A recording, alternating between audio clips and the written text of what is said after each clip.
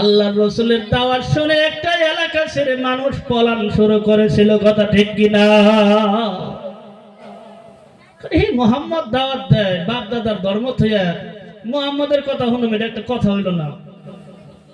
আপনারা শুনেন না? এটা সব মানুষ যাইতেছে, একজন বুড়ি মানুষ বন্ধু, উনি ওই দেশটা ওই গ্রামটা ছেড়ে দিবে, কিন্তু উনার একটা টোপলা আছে গো, টোপলার মধ্যে বহু সামান। মুহাম্মাদের ডরে, দাওয়াতের ভয়ে মানুষ আগে যে আরো গেল, তাদের সাথে পাঁচ ধরেছে, কিন্তু সবাই চলে গেল গো। ওই বুড়িটা টোপলাও দিতে পারতেছে না, ওই জায়গাটাও ছাড়তে পারতেছে না। কেমনে করে যাবো? টোপলাও নেই ওই জায়গায়, টোপলা টোপলা থেকে কিভাবে করে যায়? আমার বন্ধুগণ, আস্তে আস্তে আস্তে আস্তে হযরত মুহাম্মদ সাল্লাল্লাহু আলাইহি ওয়াসাল্লাম এই বুড়িমার কাছে উপস্থিত হয়ে গেল। এই বুড়ির কাছে আসলো, বুড়িমা আপনার কি হলো? বলে, আমার সমস্ত সাথী সঙ্গীরা যাইতেছে মুহাম্মদ সাল্লাল্লাহু আলাইহি ওয়াসাল্লাম যে দাওয়াত দেয়, সেজন্য মুহাম্মদের কথা আমরা শুনবো না, সেজন্য আমরা সবাই এই গ্রাম ছেড়ে চলে যাইতেছে। কারাইছনে কান্নাকে কথা কইতাছে, কান্না কইতাছে গো, বুড়ি কান্না কথা কইতাছে মুহাম্মদ সাল্লাল্লাহু আলাইহি ওয়াসাল্লামের সাথে। কই বুড়ি মা, আপনার কষ্ট হয়েছে, আপনার বোঝাটা যদি আমি মাথায় করে নিয়ে দেই, আপনার কি অসুবিধা হবে নাকি? বুড়ি বলতেছে, এইরকম মানুষেরই দরকার গো,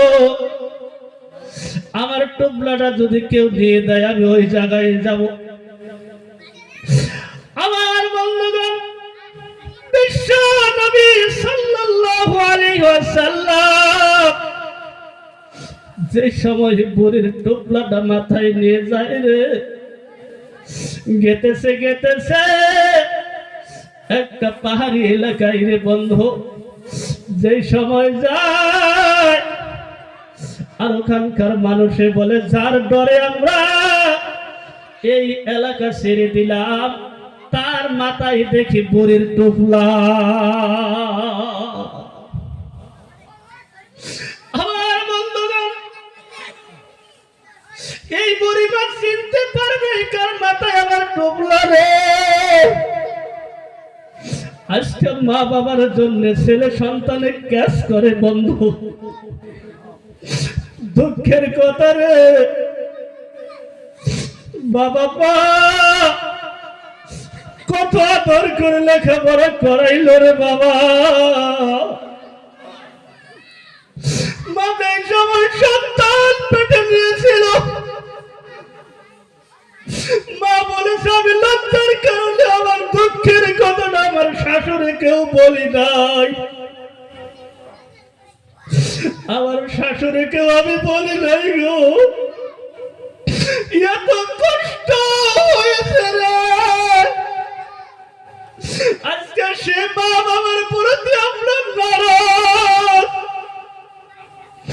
আমার বললো রে, মা বাবা এক সময় সন্তানের জন্য কান্না করেছিল রে বন্ধু, সন্তান যদি একটা দিন ভাত না খাইতো রে, মা 12টা নয়, একটা নয় রে বাবা, দৌড়ে গেছে ডক্টরের কাছে রে বললো, ডক্টরকে বলেছে রে আমার বাবাই তো ভাত খায় না, কি হয়েছে আমি জানি না।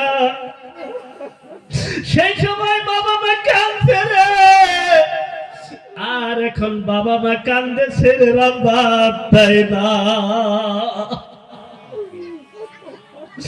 এখন ছেলেরা কান্দে রে, মা বাবা কান্দে রে মুসলমান, বলে আমার সন্তান আমাকে ভাত কাপড় দেয় না রে বাবা। এই ঠান্ডার মৌসুমে, এই শীতের সময় রে বাবা, মা আমাদেরকে কত সান্ত্বনা করে দিয়েছে। এই যে জায়গার মধ্যে আমরা বসেছি রে বাবার চেহারাটা আমার আপনার চোখের মধ্যে ধরা পড়ে গেছে রে বাবা। মায়ের যে সমুদ্র বেদনা শুরু হলো, প্রত্যেকটা মানুষকে ডেকে বলেছে আমি ওর সন্তানের বাবা রে। আমার সন্তান যে সময় আমার স্ত্রী একদিন আমাকে বলেছে স্বামী গো আমি বারার দুনিয়ার জমিনে বেঁচে থাকবো না, কারণ পেটের মধ্যে যে যন্ত্রণা শুরু হলো রে, আপনি আমাকে মাফ করে দিবেন গো স্বামী। কারণ হলো প্রসব বেদনার সময় যদি আমি দুনিয়ার জমিন থেকে বিদায় হয়ে যাই, যতদিন পর্যন্ত আমার বাবা মা আপনার কাছে আমাকে দিয়েছিল রে বললো, এতদিনের ভিতরে যদি আপনার কাছে আমি কোনো বেয়াদবি করে থাকি, আপনার কাছে যদি আমি কোনো অপরাধ করে থাকি রে বাবা, বলতে পুরানের স্বামী রে আপনি দয়া করে আমাকে ক্ষমা করে দেবে। আমার বন্ধুগণ, কি দিয়ে আপনাদেরকে বোঝাই মা বাবার কথা। মা বাবা যদি দোয়া করে আমার সন্তানকে আল্লাহ তুমি পাগল বানায়া দাও, আল্লাহ পরওয়ারদিগার আলম বলেন সন্তানের জন্য যদি মা বাবা বড় দোয়া করে এই দোয়াও কবুল করে কে একটু জোরে বলে। মা বাবা যদি বড় দোয়া করে কেরা কবুল করে গো? কেরা কবুল করে? ভালো দোয়া যদি করে। আমার বাস্তবে একটা ইতিহাস রে বন্ধু, আমি যেই সময় বাসকান্দিতে লেখাপড়া করি, আমি যেই সময় 2015-16 মধ্যে বাজার, আমি যেই সময় বাসকান্দের মধ্যে ছিলাম, আমি একদিন এসে আমার মাকে বলেছি মা মানুষ কত ধর্মসভার মধ্যে বয়ান করে, মানুষ কত কথা বলে গো মা, আমার বহু শান্তি লাগে আমি যদি ওখানে বসে কোরআন হাদিস আলোচনা করতে পারতাম। আমার মা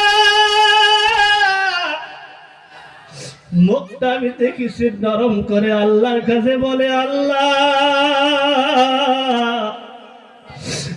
তুমি আমার সন্তানকে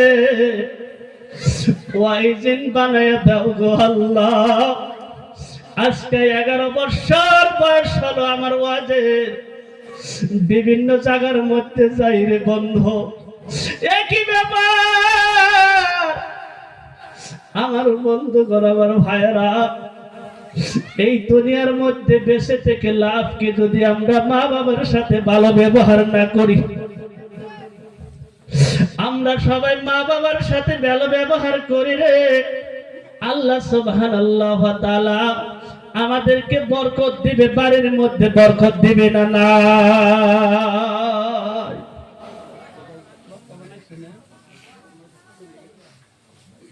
জিকির করি লা ইলাহা,